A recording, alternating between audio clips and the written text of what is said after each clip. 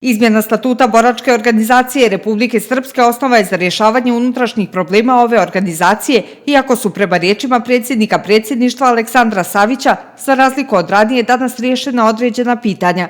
Smatra da su u dosadašnjem djelovanju napravljeni pomaci u pomoći koja se tiče položaja boračke populacije. A to je borački dodatak koji dobivaju demobilisani borci koji su trenutno na birovu za zapošljavanje, ali ne svi, znate, tamo je napravljena jedna mala digresija, odnosno status tih ljudi ponekada nas buni, znate, ne svi demobilisani borci koji su na birovu.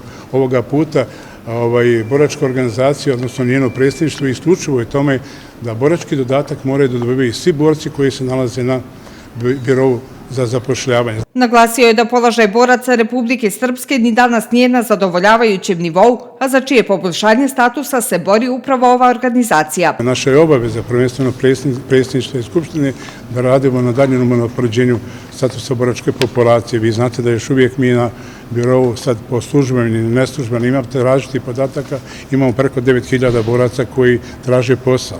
Oni su već, da kažemo, vremenskim rokom svoga života ograničeni da ih neko može primiti.